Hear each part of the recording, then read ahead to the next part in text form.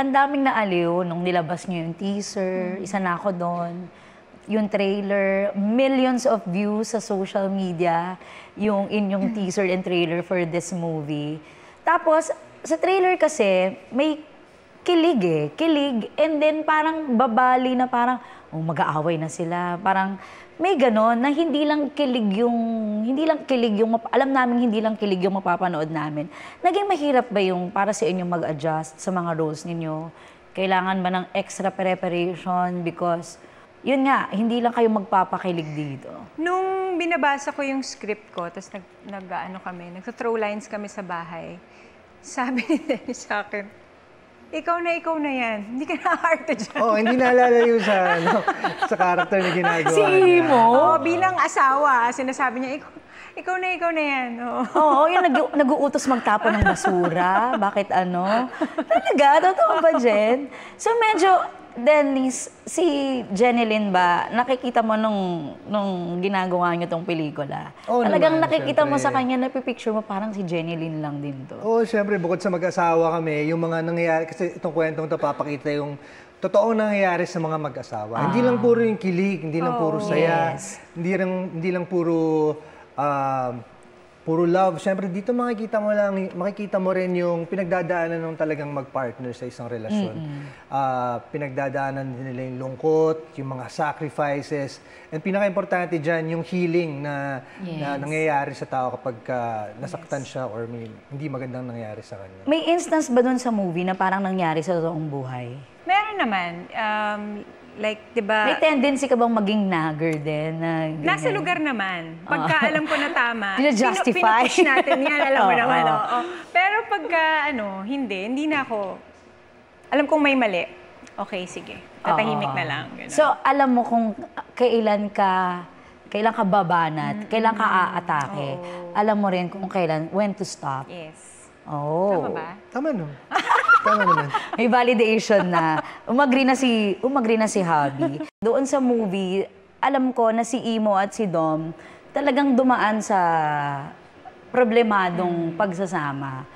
Kayo mismo, anong natutunan nyo bilang si Dennis at si Jenilyn doon sa mga characters ninyo sa pinagdaanan ng mga characters sa pelikula? Si Imo kasi dito, yung character niya dito, sobrang nagger. Na umaabot na sa point na lahat na lang nang sasabihin niya, lahat ng may isip niya, ilalabas niya na lang sa bibig niya, nang hindi niya iniisip. Wala nang filter. Bahala na. Basta gusto ko tang sabihin, yung ganun. So, na-realize ko na parang, kasi bilang medyo ganun din ako, pero hindi ganun kalala, na talagang pagka bumitaw ka ng salita, iba yung pagka nasaktan mo yung tao. Diba? Hindi mo basta-bastang mababawi yun eh. Parang mag-iiwan ka ng lamat doon sa kanya. At minsan mas masakit pa yun kaysa sa physical pain. Yes. Tama. So yun, ikaw naman, Dennis, anong natutunan mo? Siguro pinaka-importanteng natutunan ko dito, yung kailangan hand in hand kayo kahit ano pang mangyari. Hindi lang puro palagi sa mga magagandang experiences.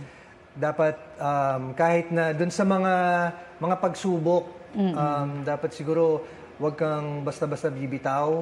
Kailangan panindigan mo kapag mahal mo.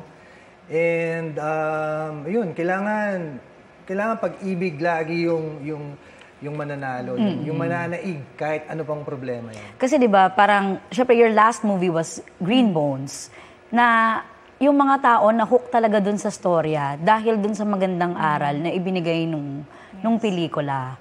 With this movie, ano yung gusto nyong iwan sa mga tao pag napanood nila to? Kasi 'di ba parang sa Green Bones, pag lumabas ka, gusto ko maging mabuting tao.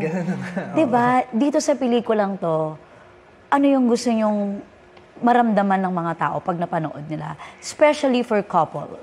For couples, kasi 'di ba wala namang perpektong relasyon. So lahat naman talaga dumadaan sa pagsubok, may mga challenges, minsan mag-aaway ng malala. Pero ang importante, yung kayong dalawa, yung team ninyong dalawa, mangingibabaw pa rin yung pagmamahal at syempre yung healing ng bawat isa. Ayun, siguro gusto namin iparating sa mga makakapanood nito na huwag kayong maiinip, huwag kayong magmamadali. Napakadaling pumili, pero kailangan kilalanin ninyo talaga yung tao na pakikisamahan ninyo habang buhay. Isipin, napaka-importante ng kasal at huwag magpadalos-dalos. At lahat ng problema nasusolusyonan kapag pag-usapan ng mabuti. Oo. Kasi pag pinili mo na yun eh. Oo, yun na yun eh. Dapat- Hindi mo naman pwede isole yun, di ba? Oo, dapat wala nang solian. Tsaka parang feeling ko pag gano'n, yung parang pag dumadaan kayo sa problema, always parang go back to, bakit ko ba minahal ang tao? Yun. Yes. Diba? Bakit ko ba siya pinili in the first place? Isipin mo yung unang dahilan kung bakit ka ba nandito sa relasyon na to at paano nagsimula lahat ng